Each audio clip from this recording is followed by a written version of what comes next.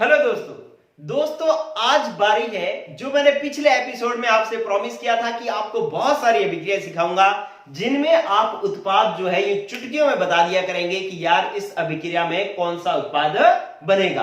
तो वो कौन कौन सी अभिक्रिया है, पहले तो अभिक्रिया पढ़ेंगे हम, इलेक्ट्रॉन रहित प्रतिस्थापन अभिक्रियाएं या हम इसे कहते हैं इलेक्ट्रॉन रागी प्रतिस्थापन अभिक्रियाएं। और ये अभिक्रियाएं कौन कौन सी होगी? हैलोजनीकरण, नाइट्रोकरण, सल्फोनीकरण, फ्रीडल क्राफ्ट दो होंगी, एक एल्किलीकरण और एक एसिडीकरण। ये अभिक्रियाएं सारी अभिक्रियाएं कितनी होगी? पांच अभिक्रियाएं सारे लेसन में बार बार आएंगी। तो इसका मतलब इनको अगर एक बार सीख लोगे तो ये 20-25 बार ये अभिक्रियाएं आपको आ जाएंगी। ठीक है, ये पूरे लेसन के अंदर, पूरे सिलेबस के अंदर। चलिए पहले हम सीख लेते हैं कि इलेक्ट्रॉन रागी प्रतिस्थापन अभिक्रिया का क्या मतलब है। देखो दोस्तों, इलेक्ट्रॉन रागी जो होता है ना, इलेक्ट्रॉन रागी मतलब इलेक्ट्रॉन से स्नेह रखने वाला। अब इलेक्ट्रॉन पर कौन सा आवेश होता है? माइनस से स्नेह कौन रखेगा? प्लस। तो इसका मतलब इलेक्ट्रॉन रागी का मतलब जो पॉजिटिव समूह जो होगा उसको हम इलेक्ट्रॉन रागी कहेंगे। और प्रतिस्थापन का मतलब क्या है कि जो प्लस किसी के साथ जुड़े और उसका प्लस हटा दे। प्रतिस्थापन का मतलब है एक का जुड़ना दूसरे का हटना। तो इसका मतलब प्लस अगर किसी से जुड़े और उसका प्लस ही हटा दे तो उसे हम इलेक्ट्रॉन रागी प्रतिस्थापन अभिक्रिया कहते हैं। जैसे कि अपनों ने बात करी, देखो कि मेरे पास कोई एक अभिकारक था ए बी, इसमें ए प्लस था बी माइनस था। इसकी अभिक्रिया मैं सी प्लस से करूं तो ये सी प्लस अगर ए प्लस को हटा करके खुद जुड़ जाए और क्या बन जाए? सी बी बन जाए और ए प्लस हट जाए। तो देखो इस प्लस ने इस प्लस को हटा दिया, हटा करके खुद जुड़ गया, तो इसको हम कहेंगे इलेक्ट्रॉन रागी प्रतिस्थापन अभिक्रिया कहेंगे। ठीक है, आपको स्टार डाल करके बात समझनी है कि कार्बनिक यौगिकों में जो बेंजीन वलय होती है, ये बेंजीन वलय इलेक्ट्रॉन रागी प्रतिस्थापन अभिक्रिया देती है। और किस प्रकार से देती है वो अपने एक एक पेज वाइज, चैप्टर वाइज जो है वो शुरू कर रहे हैं। चलिए अपने बात करते हैं पहले, ये आपको इलेक्ट्रॉन रागी प्रतिस्थापन अभिक्रिया समझ में आ गई? चलो साफ कर रहा हूं मैं। अब देखो आपके पास ये इतनी सी बात समझने पर और प्लस आर प्रभाव माइनस आर प्रभाव समझने पर देखो कितनी सारी अभिक्रियाएं आपको आने लग जाएंगी। शुरू कर रहा हूं पहला कि आप अगर एनसीईआरटी बुक है और पेज नंबर आपका 320 है तो वहां पर एक बात लिखी हुई है क्या कि एरीन की इलेक्ट्रॉन रागी प्रतिस्थापन अभिक्रियाएं। ठीक है, हेलो एरीन की इलेक्ट्रॉन रागी प्रतिस्थापन अभिक्रिया, ये हेडिंग लिखी हुई है। अगर किसी का पेज नंबर नहीं है तो कोई बात नहीं, आप halo alkane hello arene chapter में जाओ और उसके अंदर जो हेलो एरीन है उसके अंदर जाकर के देखोगे तो इलेक्ट्रॉन रागी प्रतिस्थापन अभिक्रियाएं दे रखी होंगी। और इन इलेक्ट्रॉन रागी प्रतिस्थापन अभिक्रियाओं में पहली हेडिंग डाल रखी होगी हैलोजनीकरण। कौन सी लगा डाल रखी है? हैलोजनीकरण। देखो दोस्तों, अगर ये हैलोजनीकरण यहां पर समझ गए तो बाकी सारे लेसन में समझ जाओगे। ठीक है, आपने किसकी हैलोजनीकरण करवाना है भाई? हेलो एरीनों का। हेलो एरीन कौन होते हैं? जिसमें बेंजीन के ऊपर हैलोजन जुड़ा होता है। ये रहा बेंजीन और उसके ऊपर हैलोजन मतलब क्लोरीन, फ्लोरीन, ब्रोमीन, आयोडीन, ये हैलोजन होते हैं। तो ये मैंने क्लोरीन जोड़ दिया, ये हैलोजन हो गया। अब इसका आपको करवाना है हैलोजनीकरण। हैलोजनीकरण मतलब हेलो एरीन की हैलोजन से ही अभिक्रिया करवानी है। मैंने इसकी अभिक्रिया करवा दी दूसरे Cl2 से। दूसरे Cl2 से करवाऊंगा तो ये हैलोजनीकरण कहलाएगा। और किसकी उपस्थिति में करवाना है मैंने ये अभिक्रिया? मैंने ये अभिक्रिया करवानी है निर्जल FeCl3 की उपस्थिति में, क्योंकि ये FeCl3 जो है इस Cl2 का विषमांश विखंडन कर देता है। तो ये आपके पास अभिक्रिया होगी। अब मैं कह रहा हूं कि ये इलेक्ट्रॉन रागी प्रतिस्थापन अभिक्रिया है। अब इलेक्ट्रॉन रागी के अंदर इस Cl2 का से इलेक्ट्रॉन रागी बढ़ना तो जरूरी है ना, मतलब इलेक्ट्रॉन रागी क्या होता है? प्लस समूह बढ़ना जरूरी है। तो इसलिए ये FeCl3 Cl2 का कौन सा विखंडन करेगा? विषमांश विखंडन करेगा। तो इस Cl2 में से एक Cl प्लस बन जाएगा और एक Cl माइनस बन जाएगा। अब इन Cl प्लस और Cl माइनस में से इलेक्ट्रॉन रागी कौन है? भाई हमें पता है कि जो प्लस होता है वो इलेक्ट्रॉन रागी होता है। तो इसका मतलब ये वाला जो है इस पर आक्रमण करेगा, इस बेंजीन पर आक्रमण करेगा।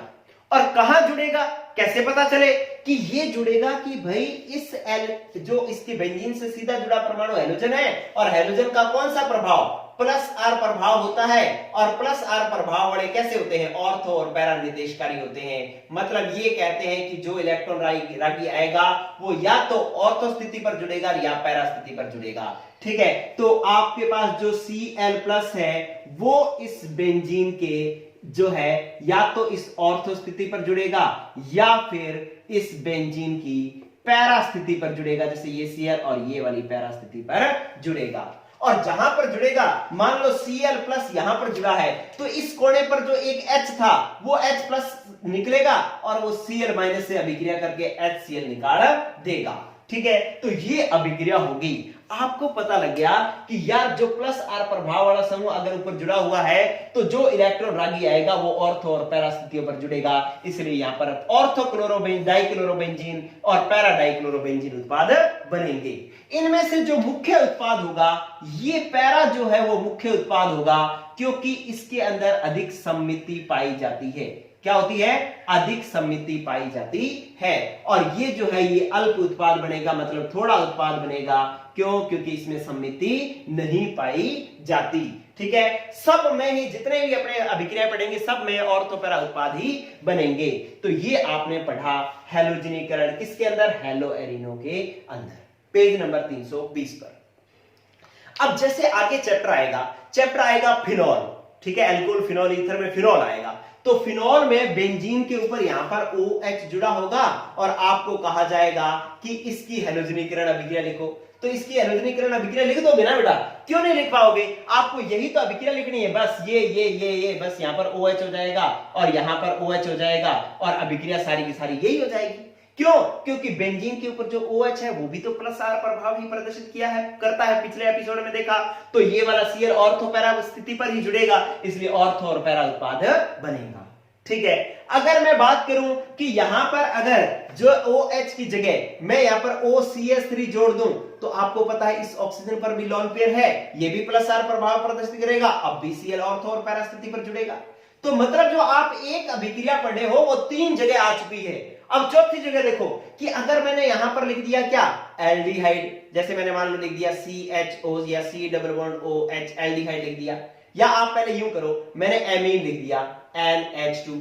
ठीक है, अब NH2 लिख दिया, तो अब भी जो है Cl कहां पर जुड़ेगा, इस NH2 का प्लस आर प्रभाव, तो ये Cl+ ऑर्थो और पैरा स्थिति पर जुड़ेगा। 4 अभिक्रियाएं हो चुकी हैं, आप अगर गौर कर रहे हो तो। ठीक है, और याद करने की जरूरत नहीं है, सबको ऑर्थो पैरा पर जोड़ते जाओ, उत्पाद बनता जा रहा है। ठीक है, अब नेक्स्ट देखो कि अगर यहां पर COOH जुड़ जाए, C=O और OH कार्बोक्सिलिक अम्ल है। अब कार्बोक्सिलिक अम्ल का तो माइनस आर प्रभाव है, तो ये वाला समूह कहां जाकर के जुड़ेगा, मेटा पर। कहां पर जुड़ेगा, मेटा पर, उसमें मेटा उत्पाद बनेगा। तो 5 अभिक्रियाएं हो चुकी है। ठीक है, लेकिन अभी क्योंकि मैं सारा करवाऊंगा, मैंने आपको एक तरीका बताया है कि देखो एक ही अभिक्रिया कितनी जगह आ रही है। पहले आप देखो कि हैलो एरीन के अंदर हैलोजनीकरण अभिक्रिया आपको समझ में आई या नहीं आई, इसको आप चेक कर लो, इसका स्क्रीनशॉट ले लो और यहां पर एक लिख लो कि भाई हैलोजनीकरण का मतलब है आप हैलोजन से X2 से अभिक्रिया करवाओगे और किसकी उपस्थिति में करवाओगे, निर्जल FeX3 की उपस्थिति में अभिक्रिया करवाओगे। ये बात हम समझ चुके हैं बस। ठीक है, इसकी हम बार बार अभिक्रिया करवाएंगे और इस H2 का मतलब एक X इसमें प्लस है, एक X माइनस है, आक्रमण जो करेगा वो X माइनस करेगा। इस पूरी अभिक्रिया में हम ये बात समझ चुके हैं, इसलिए मैंने ये जगह छोड़ी थी और हैलोजनीकरण में आपने ये साइड में लिख लेना है, जो हमेशा याद रखना है, चाहे कहीं भी किसी भी लेसन में आ जाए, ये चीज हमेशा याद रखनी है। चलिए, अब पेज नंबर 320 पर ये अगली अभिक्रिया दे रखी है, ये आप स्क्रीनशॉट ले लो, मैं नेक्स्ट बात कर रहा हूं। ये कह रहा है दूसरी अभिक्रिया दे रखी है, कौन सी, नाइट्रोकरण। कौन सी दे रखी है, नाइट्रोकरण। तो मैं दूसरी हेडिंग डाल रहा हूं और इसकी जगह लिख रहा हूं नाइट्रोकरण। ठीक है, तो नाइट्रोकरण जो है वो अगर इसका करवाया जाए, किसका, हैलो एरीन का। हैलो एरीन तो बेंजीन के ऊपर Cl जुड़ा हुआ है, तो ठीक है यही हो गया। अब नाइट्रोकरण का क्या मतलब होगा, इधर देखें, नाइट्रोकरण का मतलब होगा आप इसकी अभिक्रिया नाइट्रिक अम्ल से करवाएंगे। ये आपको हमेशा याद रखना है हैलोजनीकरण मतलब H2 से अभिक्रिया, नाइट्रोकरण मतलब HNO3 से अभिक्रिया, HNO3 नाइट्रिक अम्ल से अभिक्रिया, सल्फोनीकरण मतलब सल्फ्यूरिक अम्ल से अभिक्रिया, H2SO4 से अभिक्रिया, एल्किलीकरण मतलब एल्किल हैलाइड CH3Cl से अभिक्रिया, एसिलीकरण मतलब एसिल हैलाइड से अभिक्रिया, एसिल हैलाइड होता है CH3C डबल बॉन्ड O और Cl, ठीक है। तो इनसे आपको अभिक्रिया करवानी है। तो आपने क्या करना है, हेलो एरिन की नाइट्रीकरण अभिक्रिया करवानी है, तो इसका मतलब आपने HNO3 से अभिक्रिया करवानी है, और ध्यान रखना किसकी उपस्थिति में होगी यह अभिक्रिया, H2SO4 की उपस्थिति में होगी, ठीक है। अब आपको उत्पाद तो पता लग जाए, लेकिन यहां अगर आपको यह समझ में आ जाए कि यार HNO3 में से जो इलेक्ट्रॉन्स नहीं कौन है, तो आप इस HNO3 को ऐसे लिख सकते हो क्या कि एक तो लिख सकते हो NO2 प्लस, HNO3 में NO3 में से NO2 प्लस लिख लिया, एक H बच गया, एक O बच गया, मैं इसको लिख लेता हूं OH माइनस, ठीक है। तो अब मैंने ये लिख लिया NO2 प्लस और OH माइनस।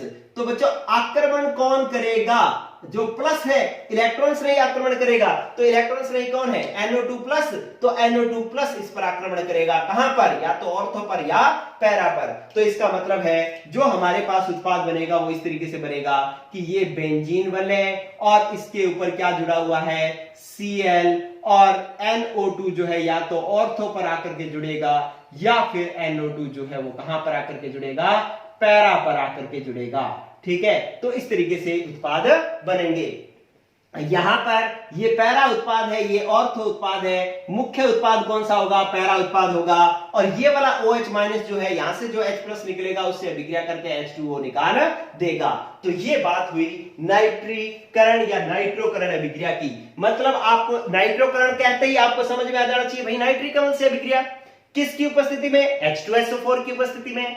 अब नाइट्रीकरण में आपको पता हो कि यार इलेक्ट्रॉन्स नहीं कौन है, तो अभिक्रिया कंप्लीट कैसे, HNO3 में आपको पता होगी भाई ये NO2 प्लस और OH माइनस होता है, तो आपको पता लग गया भाई NO2 प्लस आक्रमण करेगा, और हेलो एरीन है तो कहां पर आक्रमण करेगा, ऑर्थो और पैरा स्थिति पर, तो ऑर्थो नाइट्रो समूह जुड़ जाएगा और पैरा पर नाइट्रो समूह जुड़ जाएगा, मुख्य उत्पाद पैरा होगा, ठीक है। तो ये अभिक्रिया होगी, ठीक है। अब ये अभिक्रिया जो नाइट्रीकरण अभिक्रिया है वो फिनॉल की भी होगी, बेंजोइक अम्ल की भी होगी, एनिलीन की भी होगी, बेंजाल्डिहाइड की भी होगी। तो इतनी जगह ये अभिक्रिया बार बार आएगी, तो आपको पता है कि भाई NO2 आपने कहां जोड़ना है, ठीक है। तो इस तरीके से ये भी बात हो गई। चलिए अब अपने बात करते हैं नेक्स्ट सल्फोनीकरण की। लेकिन आप ये समझ लो कि नाइट्रोकरण का मतलब क्या हो गया कि आपने HNO3 से अभिक्रिया करवानी है, और HNO3 में NO2 प्लस होता है, OH माइनस होता है। यह अभिक्रिया किसकी उपस्थिति में होती है, H2SO4 की उपस्थिति में होती है। ये बातें जो है आपने गांठ बांध लेनी है, जो मैं साइड में लिख रहा हूं, ठीक है। जब ये पूरी हो जाएंगी तो आपने बिल्कुल ऐसे दिमाग में इनको बिठा लेना है। चलिए इसको साफ कर दे, एक स्क्रीनशॉट ले लो सुंदर सा, क्योंकि ये अभिक्रिया एक नहीं है, ये अभिक्रिया बार बार आपके पास आएगी।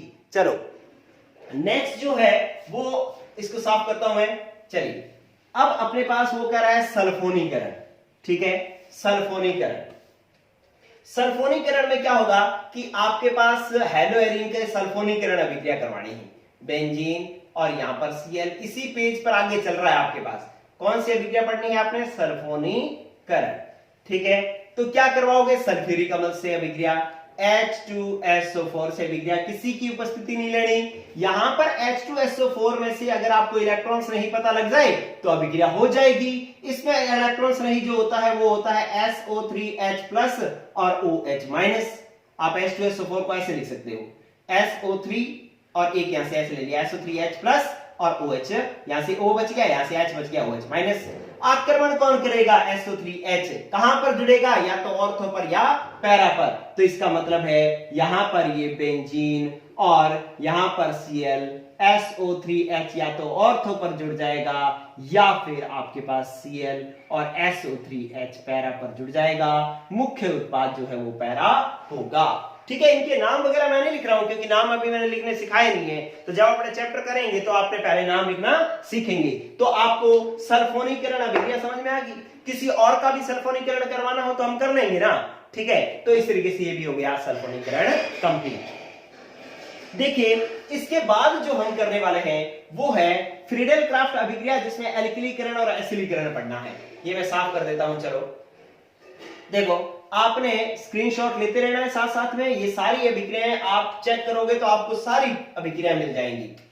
अब मैं जैसे मान लो पहली अभिक्रिया एल्किलीकरण करवा रहा हूं। एल्किलीकरण आपने एक बार समझ ली क्या कि जो सल्फोनीकरण होगा उसमें H2SO4 से अभिक्रिया करवानी होगी और H2SO4 को SO3H और प्लस और OH माइनस आप लिख सकते हो। आक्रमण कौन करेगा? SO3H plus. ठीक है, अब बारी है एल्किलीकरण की। फ्रीडल क्राफ्ट अभिक्रिया में एक प्रकार है एल्किलीकरण। एल्किलीकरण किसका करवाना है आपको? हेलोएरिन का। हेलोएरिन ये रहा बेंजीन और इसके ऊपर हेलोजन। हेलोजन का प्लस चार प्रभाव, ऑर्थो पैरा निर्देशकारी। अब एल्किलीकरण में आप एल्किल हैलाइड से अभिक्रिया करवाते हो CH3Cl से। किसकी उपस्थिति में? निर्जल AlCl3 की उपस्थिति में अभिक्रिया करवाते हो।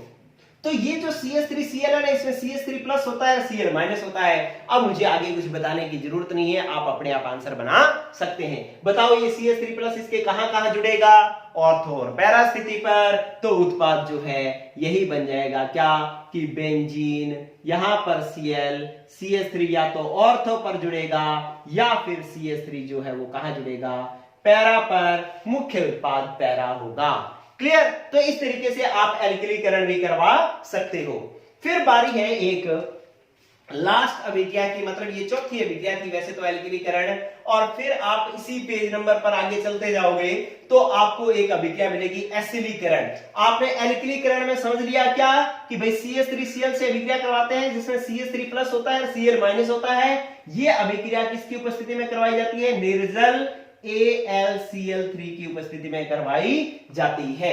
ठीक है, चलिए अब नेक्स्ट जो बात कर रहे हैं, लास्ट बात आ चुकी है क्या? एसिलीकरण। देखो एसिलीकरण के अंदर पांचवी अभिक्रिया है एसिलीकरण। ठीक है, एसिलीकरण। अब आपको सारी चीजें अपने आप आने लग जानी चाहिए। देखो कैसे कि एसिलीकरण का मतलब एसिल हैलाइड से अभिक्रिया। एसिल हैलाइड मतलब CH3C डबल बॉन्ड O और Cl, ये एसिल हैलाइड का सूत्र है। आपने सीखना है। ठीक है, अगर आता है तो बढ़िया बात है, नहीं आता है तो उसको याद रखना शुरू करो कि ये क्या होता है? एसिल हैलाइड होता है। अब ये अभिक्रिया भी करवानी है तो किसकी उपस्थिति में करवाओगे? निर्जल AlCl3 की उपस्थिति में कराओगे। जो फ्रीडल क्राफ्ट अभिक्रियाएं होती हैं ये दोनों ही AlCl3 की उपस्थिति में होती है, निर्जल AlCl3 की उपस्थिति में। अब ये CH3C double bond O Cl में ये प्लस होता है, ये माइनस होता है, तो इस पर जुड़ेगा कौन? ये समूह। ये नहीं जुड़ेगा, ये तो HCl के रूप में निकल जाएगा। अब ये समूह कहां जुड़ेगा? या तो ऑर्थो पर या पैरा पर। तो ऑर्थो और पैरा पर जोड़ना सीखो पहले, ये आपसे जुड़ेगा नहीं। इधर देखो, ये गलती कर दोगे आप। ये Cl और यहां से इसको जोड़ना है कैसे? C double bond O CH3 ऐसे जोड़ना है। अगर पैरा पर जोड़ोगे तो पैरा पर किस तरीके से जोड़ोगे? बेंजीन और यहां पर Cl और यहां जोड़ोगे C double bond O CH3। ठीक है, तो इस तरीके से उत्पाद बनाओगे। ये एसिलीकरण अभिक्रिया होगी। ये भी निर्जल AlCl3 की उपस्थिति में होगी और आप देखेंगे कि इसके अंदर ये प्लस होता है, ये माइनस होता है। तो हेलोएरिन की जितनी भी इलेक्ट्रॉन रागी प्रतिस्थापन अभिक्रिया हैं मैंने एक साथ कंप्लीट करवा दी है क्योंकि एक ही कंसेप्ट पर चल रही हैं। अब आपको क्या करना है कि ये जो चीज है इसका स्क्रीनशॉट ले लो। आप चाहे तो एक पेज पर अलग से इसको साफ साफ शब्दों में लिख करके रख लें क्योंकि ये चीजें आपको बार बार काम में आने वाली हैं। ठीक है, चलिए तो ये आपके हेलो जो पहला चैप्टर है हेलो एल्केन हेलोएरिन, उसकी ये सारी बातें हो गई हैं कंप्लीट। अब अपने चैप्टर पे आते हैं दूसरे हेलो अल्कोहल फिनॉल ईथर पर। ठीक है, स्क्रीनशॉट ले लो इसका। अल्कोहल फिनॉल ईथर लेसन पर आते हैं। चलिए ये लो, इसका स्क्रीनशॉट ले लेना आप और इसको अच्छे से साफ साफ लिख करके रख लो ताकि ये हमेशा ही याद रहे। बहुत ज्यादा काम आने वाली चीजें हैं। आप इस क्लास को हमेशा याद रखेंगे, आपको हमेशा ही ये क्लास काम में आएगी।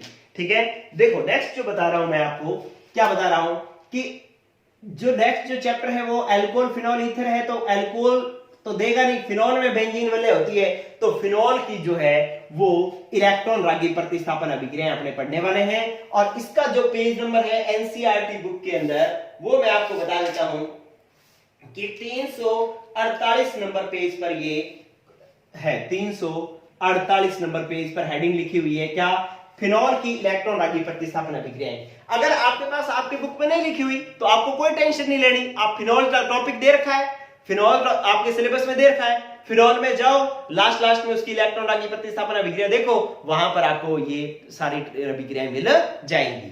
तो इसको आप खोलोगे ना तो आपको पहली अभिक्रिया लिख रखी है फिनॉल का नाइट्रोकरण करवाना, नाइट्रोकरण, ठीक है। तो नाइट्रोकरण का मतलब, अब मैं आप फटाफट लिख रहा हूं, आप सबको समझ में आना चाहिए। फिनॉल मतलब बेंजीन के ऊपर कौन जुड़ा हुआ हो, OH। नाइट्रोकरण मतलब HNO3 से अभिक्रिया, ठीक है, HNO3 से अभिक्रिया, किससे, कौन सा HNO3 लेना है, तनु, ठीक है। आपने H2SO4 से अभिक्रिया करवाई, ये भी लिया तनु, ठीक है।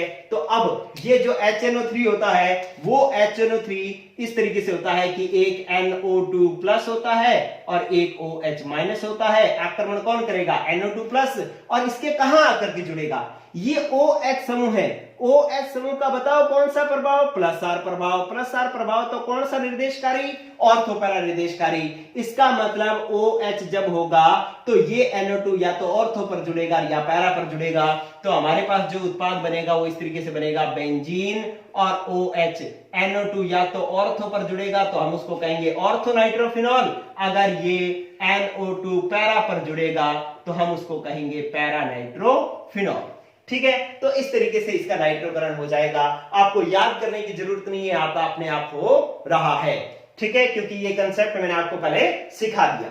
चलिए, लेकिन आपको वेरी वेरी इंपॉर्टेंट जो है वो एक लगा करके ज्यादा से ज्यादा स्टार लगा लो यहां पर, और एक बात समझो, क्या कि ये जो नाइट्रोकरण है वो अगर ऐसे हो जाए, यहां पर एक स्पेशल पॉइंट आ रहा है जो हमने अभी तक सीखा नहीं है, गौर करना इसको, कि बेंजीन और इसके साथ ये OH और इसका अगर HNO3 से ही रिएक्शन करवाई जाए, ठीक है, और कैसा HNO3 लेना है अपने, सांद्र HNO3 लेना है, कंसंट्रेट HNO3 लेना है, गाढ़ा HNO3 लेना है, ठीक है। सांद्र का मतलब होता है गाढ़ा, और सांद्र ही लेना है H2SO4, सांद्र H2SO4 की उपस्थिति में अभिक्रिया करवाओगे तो अब ये जो NO2 प्लस और OH माइनस होगा ना, इनमें से जो NO2 प्लस है वो इसकी सारी ऑर्थो और पैरा स्थितियों पर जुड़ जाएगा। सारी ऑर्थो और पैरा स्थितियों का मतलब क्या है कि बेंजीन और यहां पर OH, देखो यहां पर NO2 जुड़ सकता है तो यहां पर जोड़ दो, यहां पर भी जुड़ सकता है, यहां पर भी जोड़ दो, ऑर्थो पर जुड़ सकता है, यहां पर भी जोड़ दो, मतलब तीनों एक ही जगह जुड़ जाएंगे, अलग अलग उत्पाद नहीं बनेंगे, ठीक है। और ये जो बनेगा इसका नाम होगा 1 2 3 4 5 और 6, तो इसका नाम होगा 2 4 6 ट्राई नाइट्रोफिनॉल, जिसको हम कहते हैं ट्राई नाइट्रोफिनॉल, या इसको हम कहते हैं पिक्रिक अम्ल। क्या कहते हैं, पिक्रिक अम्ल कहते हैं। और ये पिक्रिक अम्ल जो होता है वो विस्फोटक होता है। कैसा होता है, विस्फोटक होता है, ठीक है। तो अगर आपसे कह दिया जाए कि फिनॉल से आप, ये 12वीं में बहुत बार प्रश्न पूछा गया है कि फिनॉल से आप पिक्रिक अम्ल का निर्माण कैसे करोगे, तो फिनॉल की अभिक्रिया सांद्र HNO3 की से सांद्र H2SO4 की उपस्थिति में करवाओगे तो OH जब जुड़ा होगा तो इसके ऑर्थो पैरा और ऑर्थो तीनों स्थितियों पर NO2 एक ही उत्पाद में जुड़ जाएगा और बन जाएगा 2,4,6 ट्राई नाइट्रोफिनॉल, जिसको हम पिक्रिक अम्ल भी कहते हैं, जो कि एक विस्फोटक पदार्थ है, ठीक है। तो ये इसका जो विशेष पॉइंट है वो भी मैंने आपको बता दिया। चलिए, ये मैं आपको स्क्रीनशॉट ले लो इसका सुंदर सा, क्योंकि बहुत ही इंपॉर्टेंट बात है, पेपर में बहुत बार पूछी गई बात है ये, ठीक है। चलिए अब अपने बात करते हैं नेक्स्ट, क्या कि हैलोजनीकरण, किसका, फिनॉल का ही हैलोजनीकरण, इसी पेज नंबर पर आगे चल करके है। चलिए देखो, वैसे तो पहले मैं एक सिंपल अभिक्रिया है वो फटाफट लिख करके फिर इसका भी एक विशेष बिंदु है वो भी समझा देता हूं। देखो, फिनॉल का हैलोजनीकरण, या मैं इसको लिखता हूं ब्रोमीनीकरण, ब्रोमीनीकरण। अब ब्रोमीन से अभिक्रिया करवाना भी तो हैलोजनीकरण ही है, क्योंकि ब्रोमीन भी ये क्या होती है, हैलोजन ही होती है। तो आप करवाओ कि जैसे मान लो ये मेरे पास फिनॉल थी और इस फिनॉल बेंजीन के ऊपर OH जोड़ दिया तो ये फिनॉल। अब इसका ब्रोमीनीकरण मतलब Br2 से अभिक्रिया, किसकी उपस्थिति में, FeBr3 की उपस्थिति में अभिक्रिया करवाओगे तो ये Br2 में से एक Br प्लस होगा, एक Br माइनस होगा। इस पर कौन आक्रमण करेगा, जो प्लस है, कहां करेगा, ऑर्थो और पैरा स्थिति पर। लेकिन ये बात ध्यान रखना कि अगर ये जो ब्रोमिनीकरण है ना, CS2 कार्बन डाइसल्फाइड, मतलब इसको हम कहते हैं अध्रुवीय विलायक की उपस्थिति में यह अभिक्रिया करवाई जाए तो Br+2 या तो ऑर्थो पर जुड़ेगा या पैरा पर जुड़ेगा और अभिक्रिया होगी इस तरीके से, बेंजीन यहां पर OH, या तो Br यहां जुड़ेगा या फिर Br जो है वो पैरा पर जुड़ेगा, OH यहां पर Br जुड़ेगा। ठीक है, ध्यान रखना यहां पर FeCl3 आपने नहीं लेना, CS2 की उपस्थिति में अभिक्रिया करवानी है। तो ये तो हमें पता ही है कि भाई OH है तो ऑर्थो पैरा उत्पाद बनेगा, ऑर्थो पैरा उत्पाद बना लिया। लेकिन स्पेशल पॉइंट स्टार डाल करके लिख लेंगे यहां पर, क्या कि बेंजीन और आप यहां पर लिखो OH और इसकी अभिक्रिया Br2 से करवाओ और यहां पर लिख दो H2O। ठीक है, 3Br2 की उपस्थिति में करवाते हैं जलीय माध्यम। और जल कैसा होता है, ध्रुवीय विलायक। ध्रुवीय विलायक की उपस्थिति में अगर यह अभिक्रिया करवाई जाएगी तो एक ही अणु पर सारी जगह जो है वो Br जुड़ जाएंगे, यहां पर Br और पैरा पर Br और यहां पर Br। अब यहां पर मत जोड़ देना, मेटा पर नहीं जुड़ता। ध्यान रखना कि जब OH होता है तो ऑर्थो पैरा निर्देशकारी होता है, इसलिए ऑर्थो और पैरा स्थितियों पर ही जुड़ता है और इसका नाम हो जाएगा 2। जैसे 1 2 3 4 5 6। Br कहां कहां पर है, 2 पर है, 4 पर है, 6 पर है, तो ये बनेगा 2 4 6 ट्राई ब्रोमोफिनॉल बनेगा। 2 4 6 ट्राई ब्रोमोफिनॉल बनेगा जो कि एक श्वेत अवक्षेप है, व्हाइट पीपीडी बनेगा, श्वेत अवक्षेप बनेगा। ठीक है, तो पेपर में कैसे प्रश्न आएगा, पेपर में ऐसे प्रश्न आएगा कि फिनॉल दिया होगा, Br2 दिया होगा, यहां पर CS2 दिया होगा और कहेगा उत्पाद लिखो, तो आपको ये वाला उत्पाद लिखना है। अगर फिनॉल दिया हो, ब्रोमीन दिया हो, जल दिया हो तो फिर ये उत्पाद लिखना है। तो आपको समझना है कि यहां क्या दिया हुआ है, इसके आधार पर उत्पाद बनेगा। ऐसे नहीं है कि आप सारों में इसमें भी यही बना दो, इसमें भी यही बना दो, नो। अगर ध्रुवीय विलायक है तो 2 4 6 ट्राई ब्रोमोफिनॉल ये बनेगा। अगर अध्रुवीय विलायक CS2 है तो ऑर्थो और पैरा अलग अलग मोनो प्रतिस्थापी उत्पाद बनेगा। ठीक है, तो ये भी आप नोट कर लें, ये बहुत ही इंपॉर्टेंट पॉइंट थे। अब पेज नंबर 350 पर फिनॉल में ही एक क्वेश्चन दिया हुआ है, उस क्वेश्चन का आंसर अपने करते हैं, क्वेश्चन सॉल्व करते हैं इसको अपने। ठीक है, स्क्रीनशॉट ले लो इसका फटाफट, बहुत ही शानदार चीज आपके सामने है। चलिए साफ कर रहा हूं मैं। इसके बाद फिनॉल वाले लेसन में ही अगर तो आपकी बुक में दे रखा है ये क्वेश्चन तो ठीक है, नहीं दे रखा तो ये क्वेश्चन नोट कर लो और उसका आंसर समझ लो क्या होता है। क्वेश्चन ये है कि निम्न अभिक्रियाओं में क्या उत्पाद बनेगा। जैसे आपको क्वेश्चन दे रखा है पेज नंबर 350 पर, पेज नंबर 350 पर ये क्वेश्चन दे रखा है, 11.5 नंबर उदाहरण दे रखा है, जो ये एक क्वेश्चन दे रखा है यहां पर 11.5 नंबर में कहता है कि निम्न अभिक्रियाओं में बनने वाले उत्पाद बताओ। निम्न अभिक्रियाओं में बनने वाले उत्पाद बताओ। ठीक है, जिसके अंदर एक नंबर दे रखा है 3 मैथिल फिनॉल का मोनोनाइट्रोकरण। ठीक है, ये दे रखा है। दूसरा दे रखा है 3 मैथिल फिनॉल का डाइनाइट्रोकरण, और एक दे रखा है तीसरा कि एक दे रखा है फेनिल एथेनोएड का मोनोनाइट्रोकरण।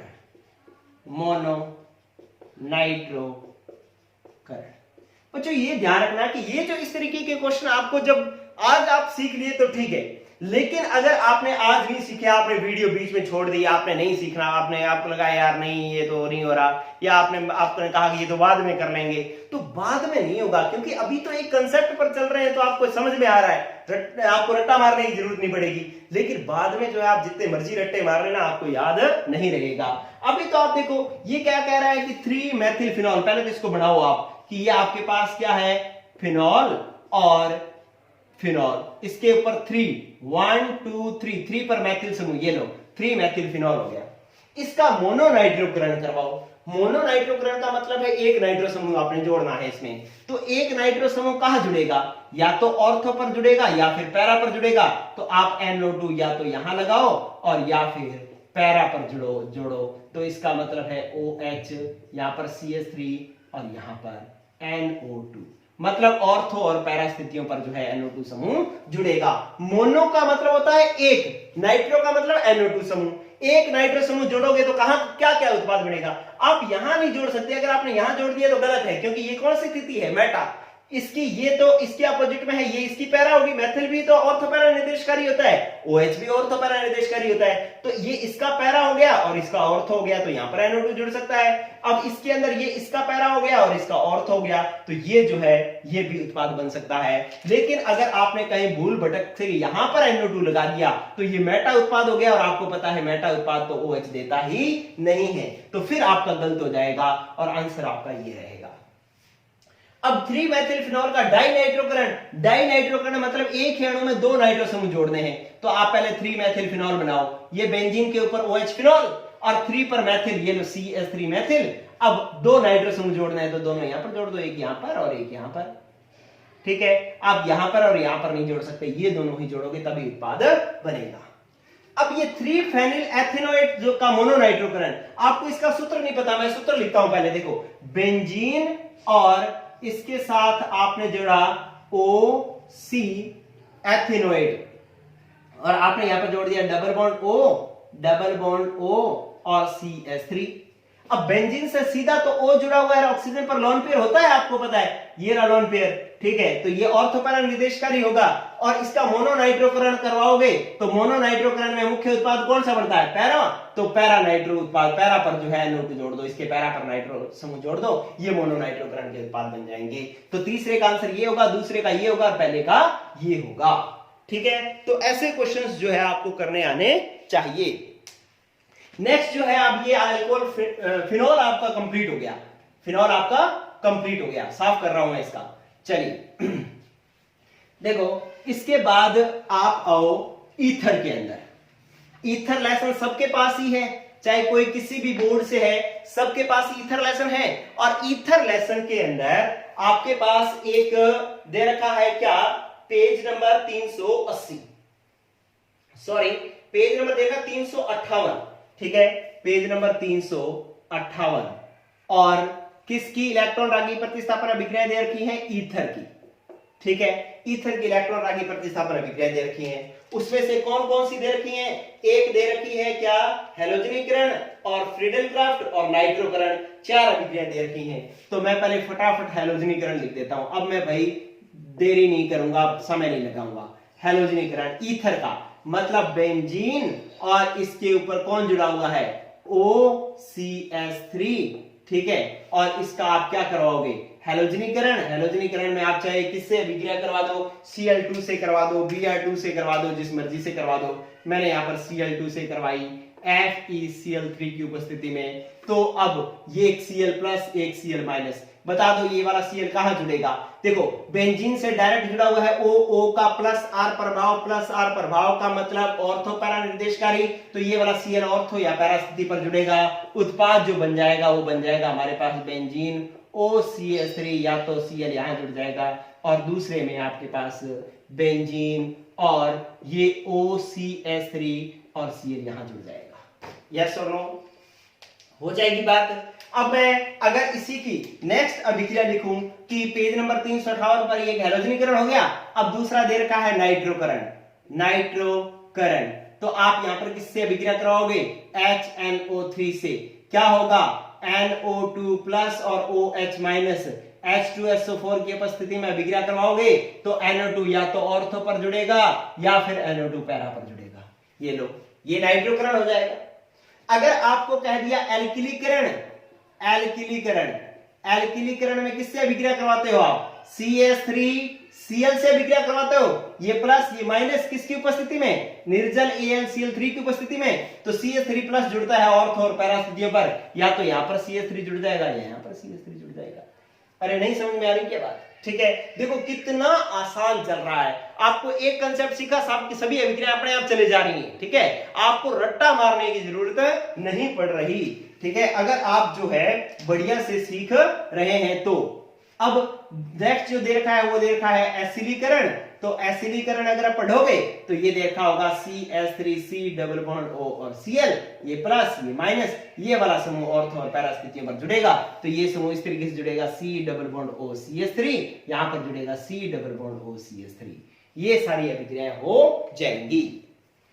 जिन्होंने तो आप शुरू से पूरी एपिसोड देखते आ रहे हैं, पूरी वीडियोस देखते आ रहे हैं, उनके लिए तो ये बहुत ही आसान है। अब तो ऐसे लगता है कि ये तो हम अपने आप ही बना सकते हैं। चलिए, अब आप ईथर भी हो गया खत्म। नेक्स्ट आओ पेज नंबर 380 पर बेंजल्डिहाइड की एक ही अभिक्रिया दे रखी है, नाइट्रोकरण।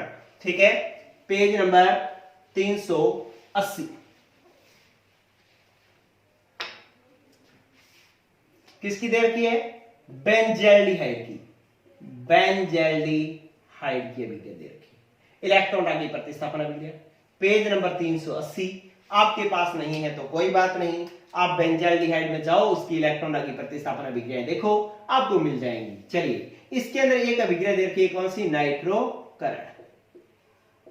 नाइट्रोकरण देखो, नाइट्रोकरण जो है वो किस प्रकार से होगी? नाइट्रोकरण आपके पास मैं लिखता हूं नाइट्रोकरण, इसकी अभिक्रिया।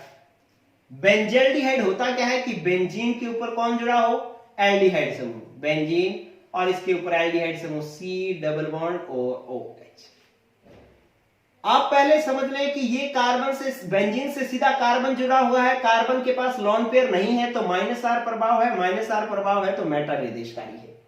अब इसका नाइट्रोकरण करवा दो, मतलब HNO3 से अभिक्रिया H2SO4 की उपस्थिति में, ये होगा NO2 प्लस और OH माइनस।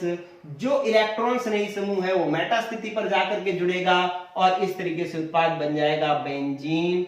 यहां पर C double bond OH, aldehyde समूह तो है ही, और मेटा स्थिति पर NO2 आकर के जुड़ जाएगा।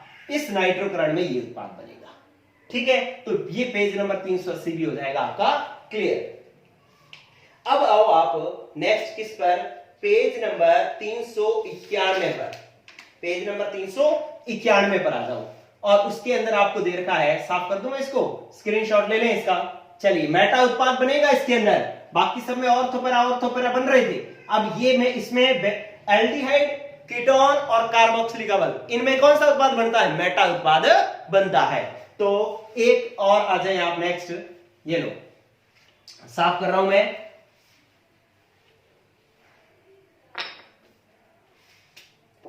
बेंजोइक अम्ल, बेंजोइक अम्ल की इलेक्ट्रॉन रागी प्रतिस्थापन अभिक्रिया बनाएंगे अपने, बेंजोइक अम्ल की।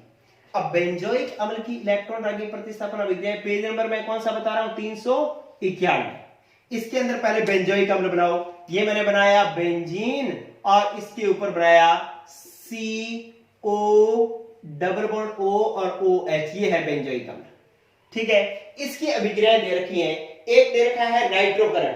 देखो, नाइट्रोकरण का मतलब HNO3 से अभिक्रिया किसकी उपस्थिति में? H2SO4 की उपस्थिति में क्या आएगा? NO2 प्लस और OH माइनस, ये आक्रमण करेगा। बेंजोइक अम्ल का जो COOH समूह होता है, कौन सा प्रभाव? -R प्रभाव। कैसा निर्देशकारी? मेटा निर्देशकारी।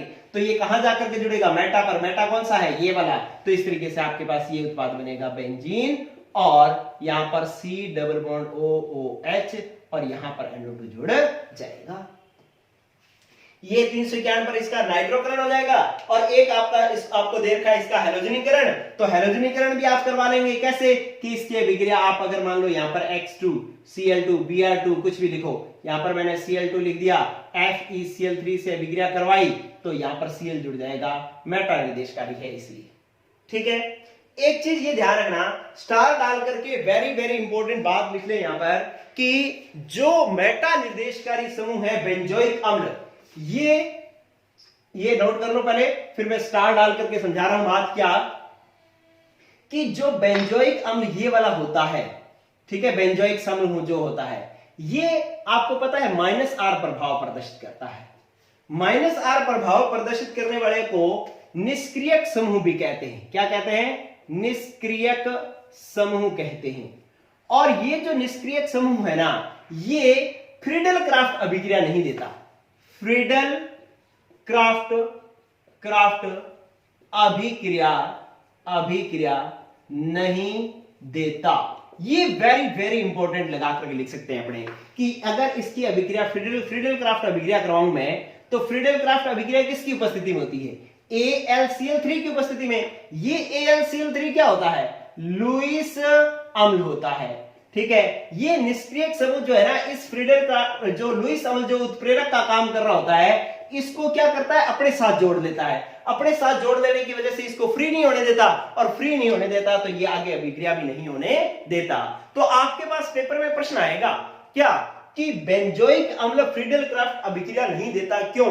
तो आप कहेंगे कि बेंजोइक अम्ल में जो कार्बोक्सिलिक अम्ल समूह होता है वो -R प्रभाव प्रदर्शित करता है, और निष्क्रियक समूह होता है जो क्या करता है कि फ्रीडल क्राफ्ट अभिक्रिया में काम आने वाले लुईस अम्ल AlCl3 को अपने साथ जोड़ लेता है, और इसको आगे अभिक्रिया में भाग नहीं लेने देता, जिससे अभिक्रिया नहीं हो पाती। तो ये जो है फ्रीडल क्राफ्ट अभिक्रिया बेंजोइक अम्ल जो है वो नहीं देता। ये आप खास करके ध्यान रख लेना। चलिए, ये भी हो गया आपका कंप्लीट। नेक्स्ट आ जाओ पेज नंबर 410 पर। ठीक है, इसको मैं साफ करता हूं, आप इसको नोट कर लें। ठीक है, चलिए पेज नंबर, अब लास्ट चल रहा है, लास्ट। अब इसके बाद ये सारे इलेक्ट्रॉन रागी प्रतिस्थापन अभिक्रियाएं हो जाएंगी कंप्लीट। चलिए, किसकी बारी आ गई? अब आ गई है एमीन की इलेक्ट्रॉन रागी प्रतिस्थापन अभिक्रिया। पेज नंबर कौन से पे मिलेगी? 410 पर। अगर आपके पास नहीं है तो आप जो है वो क्या करेंगे, एमीन लेसन में जाएंगे, लास्ट एनिलीन टॉपिक जाएंगे, एनिलीन के अंदर इलेक्ट्रॉन रागी प्रतिस्थापन अभिक्रियाएं लिखी होंगी, वो आप देखेंगे तो आपको अपने आप ये समझ में आ जाएंगी। तो क्या कह रहा है इसके अंदर? एक तो ब्रोमिनीकरण दे रखा है, ब्रोमिनीकरण। ठीक है, एनिलीन का ब्रोमिनीकरण करने के लिए कह रहा है। ब्रोमिनीकरण का मतलब हैलोजन से अभिक्रिया करवानी है, तो बेंजीन, ये इसके ऊपर NH2, तो एनिलीन। पहले ये समझ लो कि NH2 है तो +R प्रभाव है, ऑर्थो है, पैरा निर्देशकारी समूह है। ठीक है, ब्रोमिनीकरण का मतलब Br2 से अभिक्रिया करवा दो, किसकी उपस्थिति में? FeBr3 की उपस्थिति में, तो ये Br ऑर्थो और पैरा स्थितियों पर जुड़ जाएगा। लेकिन अगर यहां पर जलीय माध्यम दे रखा है, यहां पर अगर पेज नंबर 410 पर देखोगे तो ब्रोमिनीकरण में जलीय माध्यम दे रखा है, तो 3Br2 लोगे और Br ऑर्थो पैरा स्थितियों पर 3 जगह जुड़ जाएगा, 3 HBr निकल जाएंगे, और 3 Br जो है वो सारी स्थितियों पर जुड़ जाएंगे। क्या? यहां पर भी Br, यहां पर भी Br, और यहां पर भी Br। ठीक है, तो इस तरीके से इसका ब्रोमिनीकरण होगा। जब हम ये चैप्टर सीखेंगे तब मैं आपको ये भी बताऊंगा कि अगर सिंगल Br जोड़ना हो तो हम क्या करें। ठीक है, लेकिन एक बार जो है हमें ये सीखना है कि एनिलीन की अभिक्रिया Br2 से करवाओगे जलीय माध्यम में, CH2 हो तो एक एक स्थिति पर, जो हमने फिनोल में पढ़ा था वो यहां पर नहीं होता। यहां पर एक Br जोड़ना है तो उसकी अलग कंडीशन होती है, लेकिन आपने यहां पर जल का जो है रोल देखना है, तो जल के कारण तो 3 Br जो है ऑर्थो पैरा ऑर्थो तीनों स्थितियों पर जुड़ेगा और ये उत्पाद बनेगा। ठीक है, नेक्स्ट जो दे रखा है आपको वो दे रखा है नाइट्रोकरण। नाइट्रोकरण समझेंगे और वेरी वेरी इंपॉर्टेंट नाइट्रोकरण समझेंगे। ये तो हो गया। चलिए, अब नाइट्रोकरण बहुत ही इंपॉर्टेंट है इसका, क्योंकि बड़ा ही खतरनाक पॉइंट जो है इसके अंदर एक आएगा आपके पास। क्या? नाइट्रोकरण। नाइट्रोकरण जब आप करवाते हो एनिलीन का, तो आपके पास ये बेंजीन और बेंजीन के ऊपर है NH2। नाइट्रोकरण का मतलब HNO3 से अभिक्रिया H2SO4 की उपस्थिति में। तो अभी आपको पता है कि NH2 जो है वो ऑर्थो पैरा निर्देशकारी समूह है।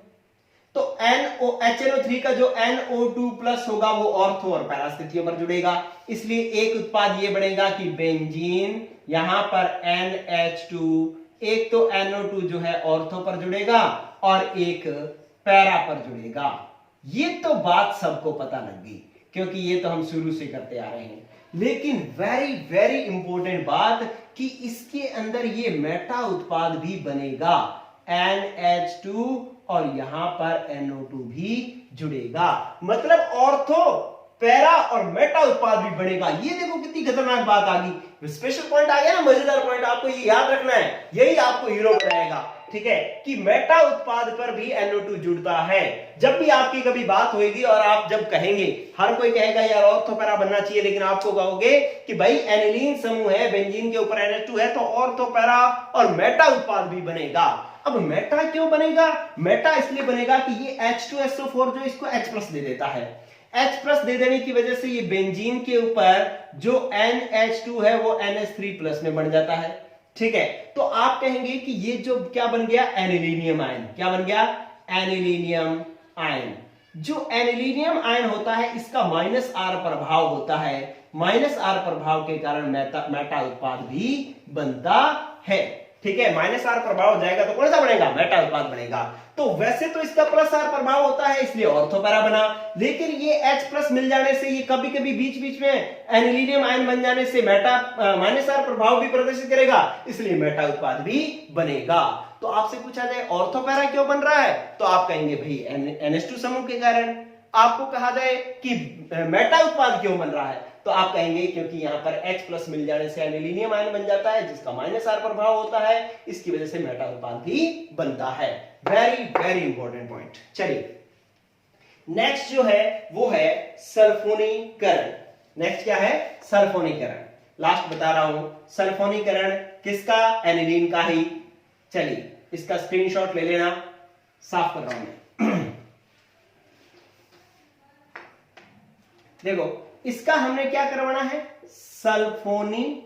सल्फोनीकरण करवाना है। और सल्फोनीकरण का मतलब किससे अभिक्रिया? H2SO4 से अभिक्रिया।